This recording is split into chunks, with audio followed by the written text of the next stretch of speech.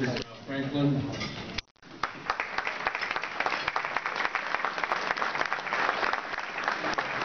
And from the 1st District, Mike Stevens.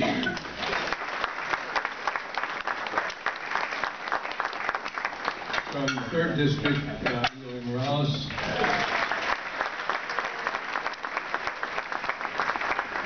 And I understand the councilman from the 2nd District was here earlier, but is not any longer to be done. And I'm pretty sure our city treasurer Wanda Brown this year.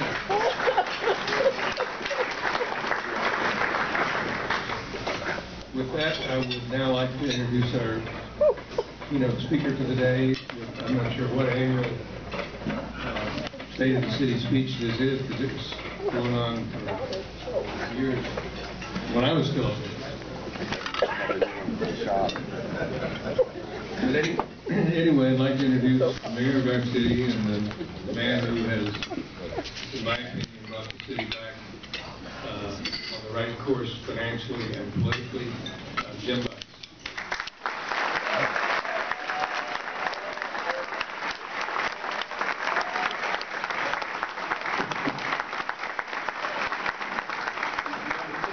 Normally says that because when I started with the city when I was 19, he was a grown-up. He taught me everything I know. Before we get started, I want to acknowledge 2 members of the Honor Guard, Officer David Villamil and Officer David Ramirez.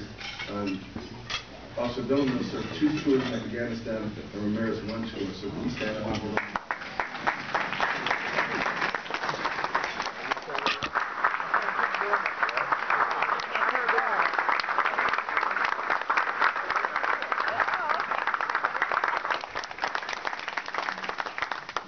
Now, for those of you that have other things to do, you'll be glad to hear that this year's speech is shorter than last year.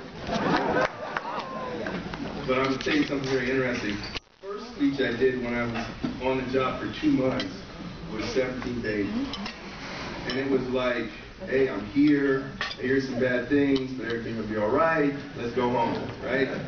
And then the second speech, then I knew how bad things were. Right? And all of you that work for people, or you report to boards of directors or bosses, you know it takes less time to say it's all good than, well, there's a problem, but it's not my fault. And this is how bad the problem is, and this is how I think we're going to fix it, and I'll get back to you. That takes a long time. And then as the problem starts to get fixed, you're talking about what you're going to fix things, and that takes less time than the prior talk. So this year's speech is 17 pages, and things must be getting better. So good afternoon, and thank you for attending my 3rd State of the City address. And first of all, let me thank the Chamber President and the Public Servant Emeritus, Norm Cravens, who has led everything there is to lead in the City of Inglewood.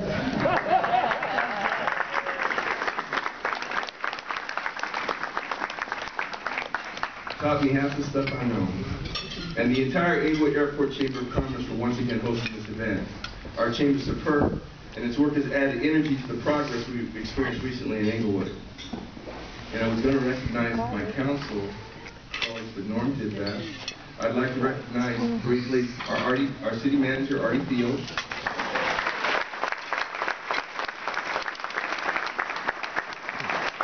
Our city attorney, Cal Saunders. Assistant City Manager Michael Falco. Assistant City Manager and Chief Financial Officer David Esparza.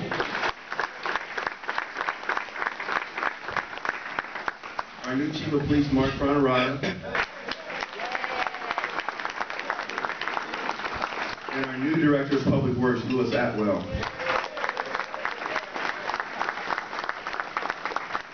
Now, a year ago when they were new, I used to introduce representatives of Madison Square Garden as our special friends, but But Nick lives here now. He's the general manager. It's like having friends that always come over. They stay up late. They eat up all the snacks, use up all the hot water, and leave the TV on all night. So he's just like, you know, a friend now. Some new members of the city's contracted waste service family are here in numbers. Now, ordinarily, your trash company is not something you think about unless there's a problem. You put the trash out in the evening or before the morning of the pickup, and it disappears. And unless you come home and there's trash in the street or the cans are turned over, you don't think about it. But every year, I attend the Inglewood swap meet held at Hollywood Park, and about 200 or more residents put up booths to sell old items. Now let me tell you, before I was the mayor, I would never go to a swap meet. I just wasn't interested. But when you're an elected official, you know what a gathering of 200 voters is?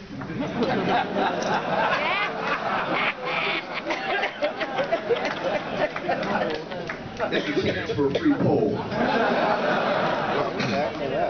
how the city's doing.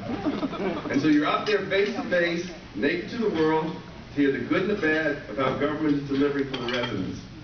And one theme in the comments that I heard from the residents universally that was constant and unsolicited, the changeover in waste haulers was an overwhelming positive for the cleanliness of the city. The bulk item pickup service Republic provides is magnificent, and the people love it. Republic comes within 48 hours, and on average within 24 hours to pick up abandoned couches and other items dumped in the alleys and on the curbs. In less than 9 months, they've changed the look of our streets and alleys. They ran a shred day the day of the swap meet, and did mass shredding for the residents, and they sponsored our Earth Day at City Hall 2 weeks ago. From Republic, we have the area president, Ron Krall, general manager, Jay Fowler,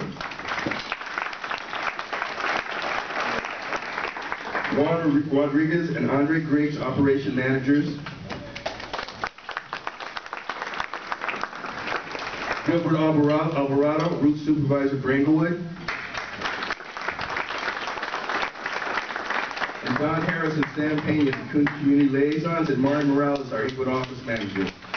Welcome to Inglewood. Please give them a hand. Now, I got to tell you something. This is an aside. I see Don all the time, all over the place. And let me tell you something. She's always smiling. And I'm going to tell you, I don't drink, but if I'm in a restaurant and I see her drinking, I'm having 2 of whatever she has. Today, as I view the current state of our city, I remain very optimistic about Inglewood and its future. Sure, we've seen some tough times, as have cities throughout the nation. And as a city, we'll have to respond to additional budgetary challenges in the next budget cycle. But I can tell you this, we've been a resilient community. And it's resilient because of business people like you, because of residents like we have, who are committed to the city and poised and ready to participate in this continued economic resurgence of our city. Our municipal government is populated by a number of hardworking, dedicated employees who want more than to just have a job and come to work. They want to be part of something bigger than themselves. And like all of us, they're proud of what they do and where they work. It's my responsibility, working with the council and through the city manager, to build an effective organization that will provide the environment for business and economic development to thrive, and a sense of order, stability, and safety that attracts and retains middle and upper middle class families. Now, I want to tell you that this is nothing that I do alone. This is something that's done through the employees of the city, through the policy direction of the council. And you know, when I would get up here in the beginning, I would always say my colleagues and I this and that, and then in year 2, my second speech, I said, well, my mother said if you can't say something nice, don't say anything at all, because I had mentioned my colleagues. And then now I'll tell you, it takes a council majority to get things done, and we have a solid council majority to get things done. When I first campaigned for this office, I told residents that I intended to focus on several key areas that included: 1, assessing and improving the condition of our city's infrastructure, its roadways, water and waste delivery systems, public safety and crime, assessing the effectiveness of our residential sound insulation program and economic development, and stabilizing our financial situation. I said I would attempt to attract major retail, entertainment, and other commercial anchors to Inglewood in order to generate jobs and sales tax revenues. This in turn would bolster the city's general fund, and the general fund we know is important because it's the pot of money from which we pay for core city services like police, fire, recreation, code enforcement, library, tree trimming, and services for citizens.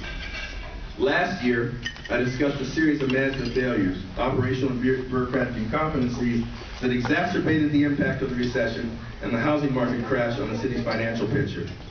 Starting with the return of temporarily former city manager Mark Weinberg, who was succeeded by city manager Artie Fields, we've steadily assembled a group of high-performing, highly competent executive staff to complement the high-performing directors and managers that remain from past administration. Mr. Fields came into a situation rife with landmines and has endured needless criticism by some members of the body and performed in an exemplary manner. Could we please take a moment and acknowledge his good work? He began to stand.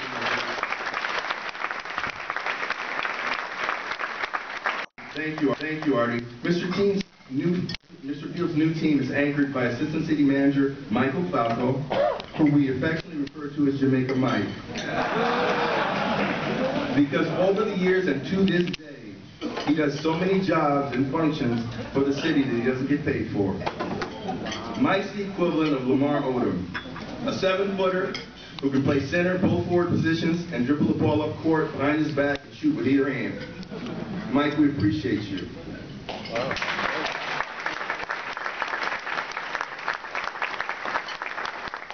Our other assistant city manager is David Esparza, and he also serves as our chief financial officer. He has been a high-level executive in Los Angeles and San Francisco, and we were fortunate to lure him here from another prospective employer because he wanted to work in a place where he could make a difference. He's a proven all-star in his administrative prime. This is Inglewood's equivalent of Miami trading for Shaquille O'Neal and winning a championship the next year. Thank you, David.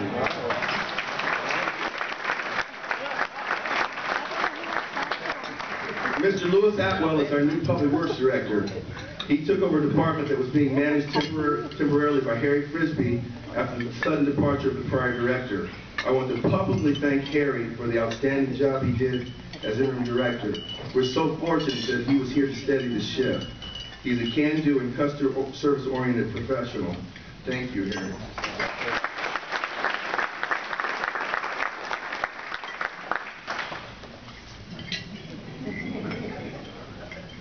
Mr. Lewis Atwell was a deputy in the city of Downey in Public Works, and our selection of him as our director was the equivalent of making a second-round draft pick that turns out to be an all-star. Working with Harry, they revolutionized the service and production paradigm in Public Works, and I'll recap some of their accomplishments later. Very quick accomplishments. Speaking of all-stars, we had another second-round draft pick right here in our backyard, and he's our new chief of police, and that's Mark Granarata, a 30-year veteran of the Inglewood Police Department.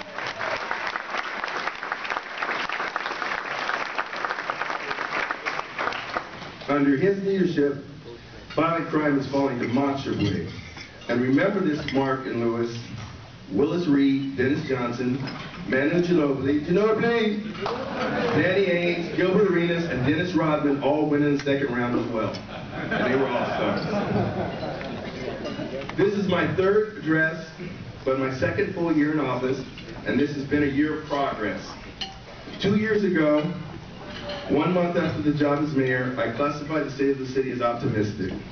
Last year in the state of the city, I classified us as focused on moving forward toward rebuilding and revitalizing. This year, I classified the state of the city as promises kept. We've actually begun rebuilding our infrastructure. We raised water and sewer rates and began a capital improvement program, making upgrades to all facets of our water transport system. We're proposing the installation of a new water well to allow us to pump more of the water available to us beneath the streets of Inglewood. This will be a $2.5 million project. We'll be able to lessen our costs to obtain the water by pumping more of our water as opposed to purchasing over 50% of our water from other systems at higher rates. This summer we'll begin the replacement of 4.5 miles of pipes on 1st, 3rd, 5th, 7th, 8th Avenues, 78th, 79th, 101st, 102nd, 104th Streets, Grace and Eucalyptus Avenues at an estimated cost of $2 million. This summer, we'll begin street improvements on Van Ness from Century to Imperial, La Brea Avenue from Hillcrest to 104th Street, and we've begun a sidewalk reconstruction project of 21,000 feet of damaged sidewalks, 13,600 feet of driveway approaches, and 1,200 linear feet of curbs and gutters. Now, before I was the mayor, that would have bored me, but I just got excited. I get excited when I see that stuff. Go, Lewis and Harry. In 2012, Inglewood experienced an overall 1% decrease in crimes reported compared to 2010. We had 2 homicides year to date, which extrapolates to 6 for the year at this pace. If this holds, it will be the lowest homicide total in Inglewood on record.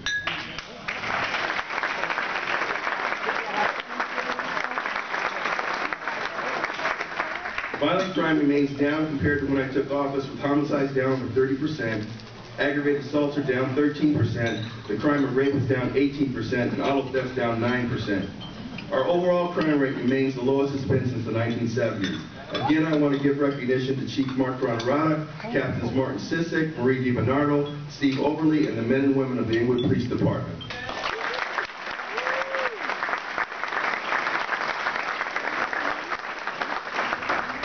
We're also implementing a 4th civil gang injunction that will further suppress and eliminate gang activity in our city. And as you can see, we're proactively taking measures to keep the city safe, improve the quality of life in the community, and get our financial house in order by reducing expenses charged to the general fund. Many residents will benefit from improvements gained under the city's residential sound insulation program. Due to past mismanagement errors, the city has lost eligibility for over $36 million in sound mitigation funds. Last year, I discussed the self-inspection and corrective actions that we were taking to fix the problem. We instituted first an administrative and management audit of the entire program, and the findings were as follows: that more houses were placed into design than funds were available to complete construction. This caused the city to be unable to turn around year-end audit reports of completed homes. We had bad record keeping because we had a bad process for the archiving of invoices and reconciling that with the people that were paying the bills in finance. This resulted in the city being ineligible to receive the annual $9.2 million LAWA sound installation grants for the past 4 years. That comes to about $36.8 million. To start with, we hired a consultant who ran Burbank's successful RSI program to come and provide day-to-day assistance for the operations that we had money to fund. We contacted LAWA, the Los Angeles World Airport System, and invited their accounting personnel to spend 2 months in residence with our office to audit our records, to make themselves comfortable there had been no misappropriation of funds. I met with the president of the Board of Airport Commissioners to open dialogue with top management in LAWA. I also met with the executive director of LAWA, Gina Marie Lindsay, to discuss the framework of an agreement that would allow the city to resume eligibility for grants. Oh, you know, another friend of mine here negotiated with Michael Feldman, who used to be like one of my peers, the deputy executive director at LAWA. Michael, would you stand up? Please give him a hand. Yes.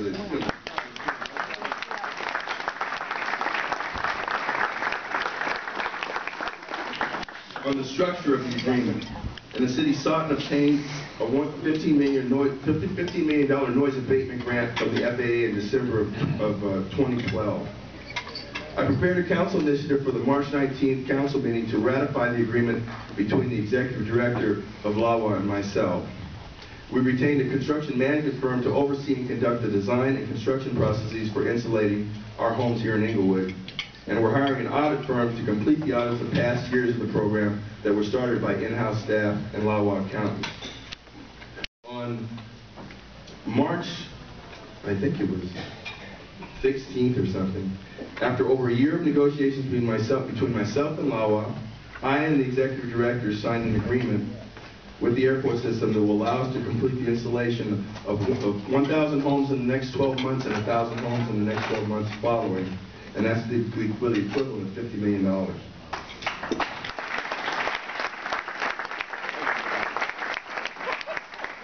Real stuff, it's real money.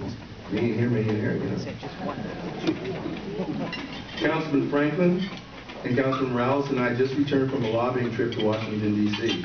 We met with the Department of Transportation, the Federal Aviation Administration, Congresswoman Waters, the Director of Urban Initiatives, the Office of Community-Oriented Policing, and others.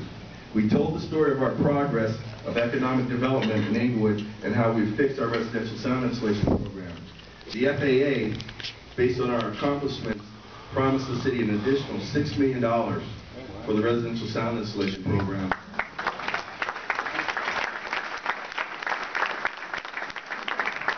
With an option for $6 million more if we spend the money. I got to tell you, this is a funny story.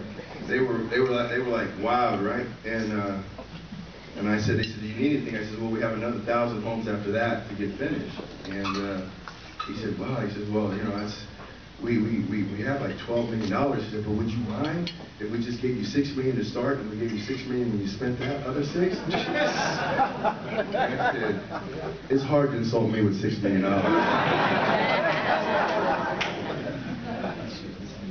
The officials were very impressed with the progress in Inglewood. And we also sought support for applications we'll make shortly for transportation grants and police officer hiring grants. We have maintained and expanded our connectivity in Washington, and that's brought over $33 million in FAA and policing grants to Inglewood since I've taken office in 2011. We continue to provide essential core services to the community, and there is citywide progress on a number of fronts, and also things to be proud of. The shuttle Endeavor was transported through Inglewood to its new home at the California Science Center in Exposition Park. The 15,000 people that gathered at the Forum Lot and along Manchester Boulevard represented the largest outdoor celebration in the history of the city of Inglewood. We received international recognition as we became a part of national history. In the areas of key economic indicators, year to date, our hotel room tax, also known as the transient occupancy tax, is up. Sales tax receipts are up 6% over the last 5 quarters and 19% or $233,000 in just the last quarter. Building permit fees are up, indicating increased building activity. Utility users tax are up about 5% or $169,000 in the last quarter. I'm thrilled to report that property values are up 12% on the average in Inglewood, indicating greater interest in our city.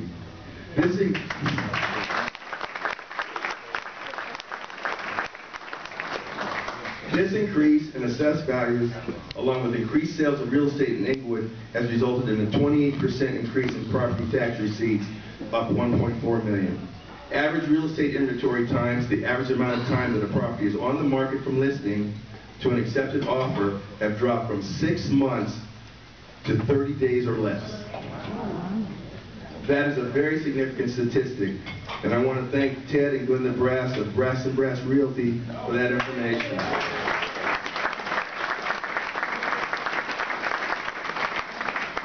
Little plug for Brass & Brass.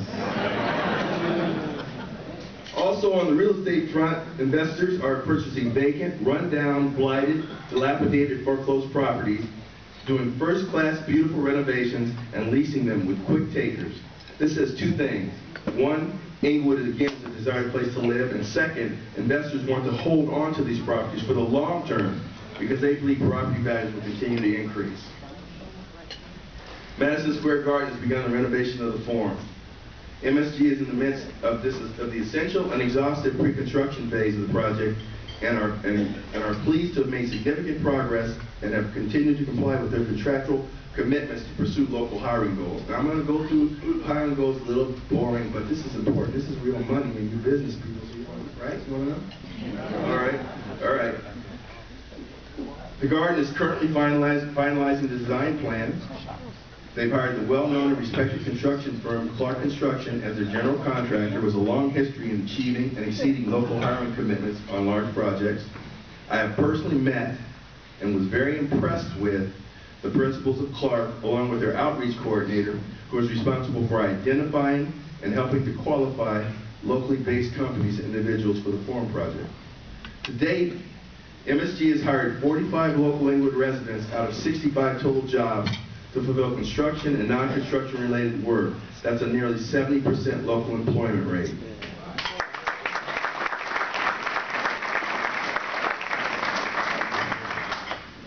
MSG will be awarding more local work in the coming days and weeks as they move into the hard construction phase. Commitment to local hiring and minority business enterprise remains paramount.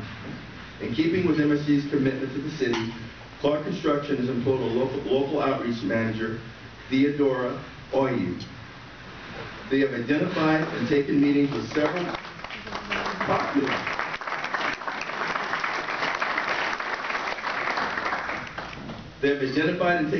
several local contractors, individuals, and businesses to help identify possible subcontracting, vendors, and material supplier opportunities on the job.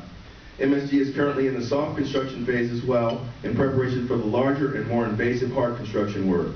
Prior to the current construction work, half of the on-site workers that helped with the seeding removal were from Inglewood. They're also continuing to do doing everything reasonable to assist subcontractors meet and exceed the minority business enterprise and local worker hire goals. They've encouraged large prospective subcontractors to pair up with smaller ones to mitigate any potential bonding barriers. Demo and abatement work has begun, as well as fencing around the perimeter of the arena, trailer setup and site prep. Half of the hired workforce on site are Inglewood residents. In March, they identified and selected an Inglewood-based temporary site fence installer, King Fence. Beginning in April, they are selecting celebrity contracting services to hook up the trailers, water, sewer, and corresponding site prep. An Inglewood-based janitorial service to clean the trailers. Their work commenced on 4/18. A subcontractor, American Integrated Services, a certified MBE, hired 40 local workers and laborers to perform demolition work. They are a certified MBE whose current workforce exceeds 40% local residents. The demolition phase will last up to 10 weeks. The design decor, a local paint subcontractor, certified MBE, was hired to paint the mock-up. MSG is ahead of schedule on the project. This project, when completed, will bring long-term economic benefits to Inglewood.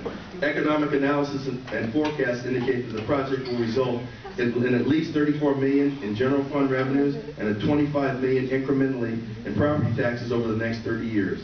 This agreement includes performance guarantees. It's estimated there will be 328 full-time jobs during the construction phase and 260 full-time jobs annually after opening. The negotiations include a $250,000 commitment by MSG to support the described local hiring initiatives. After the signing of the development agreement between the city and MSG for the Forum renovation project, Hollywood Park Tomorrow Land Development Company received a commitment of over $180 million in investment capital that will allow them to begin their infrastructure work in the first quarter of 2014. I'm not too much pressure on you, Gerard. This is potentially a $2 billion with a B project that is estimated to provide 3,000 jobs when complete.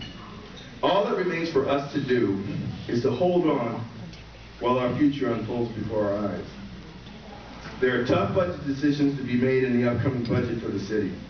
Our furloughs are scheduled to expire contractually, and if not reauthorized by the employee groups, they represent over a $3 million increase in expenditures.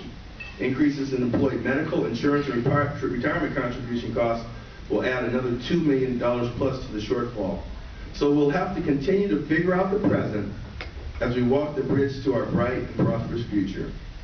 And remember this, a miracle is something that's not supposed to happen, but happens anyway. We've had several miracles this past 2 years that have manifested themselves because of the hard work of our employees and smart decisions by our executive team. Now, I'm going to close with a poem that I read 2 years ago. So those of you who heard it, don't just let the other people hear it, because I read this every Tuesday night on the council meetings. Everybody thinks I'm looking at my book, but believe it or not, you know, everything I told you is just hard fact that can be verified, but there are people that seem to think there are things to be unhappy about in the city. We got a lot to be happy about. We're so uniquely positioned. I'll tell you this story. When we were in Washington, we had scheduled meetings with the departments, and you don't get meetings at the White House. They don't meet with mayor delegations that come in because they don't have time for that. So the second day, we got a call from the director of urban initiatives, and that's in the White House. That's somebody who reports to the president. And so it's supposed to be a 30-minute meeting. And we got over there, and they said, you know, we heard about you from the Department of Transportation, FAA, and you guys are doing some things, and we're looking for cities that are doing things because that's of interest to us. And I said, well, we're here not asking for handouts, we're asking for investment partners. We want to do things that are going to provide jobs and economic opportunity for our city and the region. And so that half-hour meeting stretched to an hour and a half, and he guaranteed that he would be weighing in with the grant agencies we're seeking grants for. That was very impressive.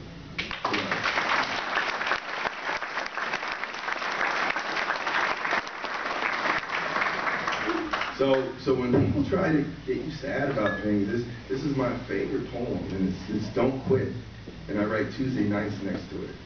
When things go wrong, as they sometimes will, when the road you're trudging seems all uphill, when the funds are low and the debts are high, and you want to smile but you have to sigh, when care is pressing you down a bit, rest if you must, but don't you quit.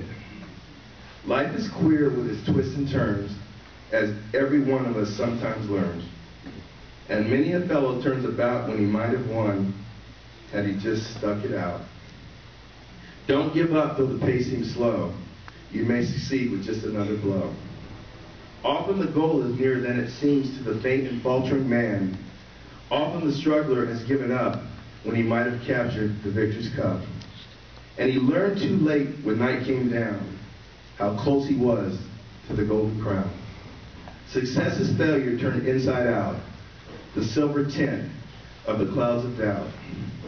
And you never can tell how close you are. It may be near when it seems afar. So stick to the fight when your heart is hit. It's when things seem worse, you must not quit. Thank you very much.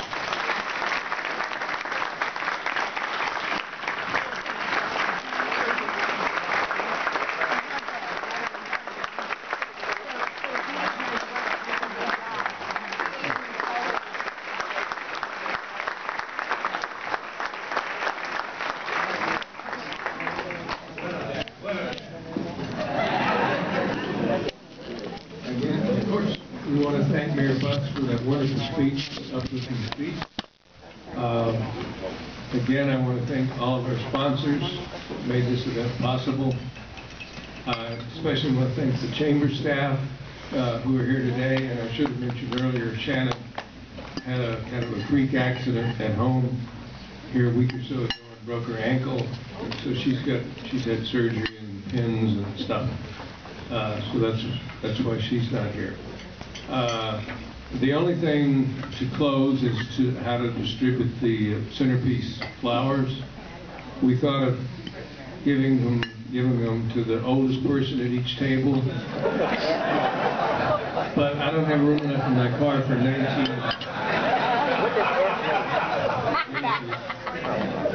So we decided to give them to the person whose birthday is closest to today. If you can't do the math there, we've got Jerry Friedman from Marvin Engineering. An engineer over here. I actually was an engineer. So if you have trouble figuring it out, we'll work it out for you. With that, I guess we're done. Thank you. I was going to say, I want to show this is today.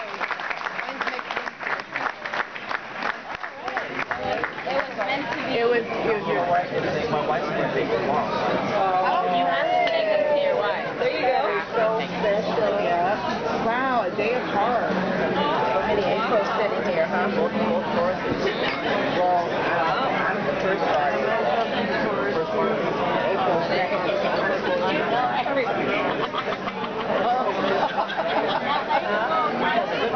Yeah, I said there's a lot of April sitting here. Oh my God.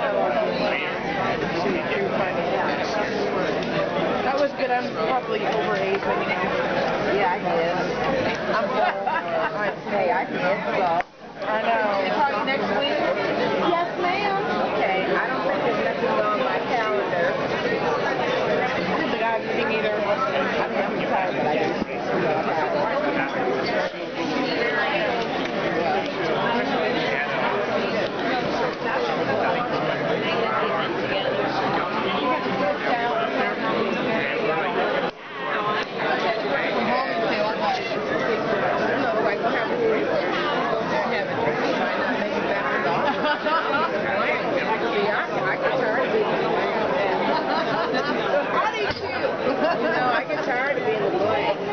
Nice meeting you as well. Are you on your way back to the...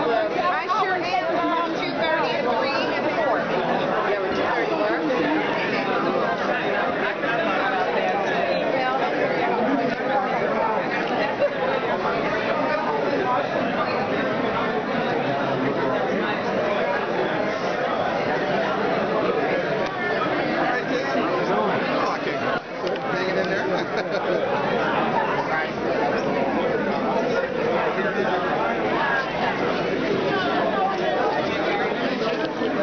Pardon me.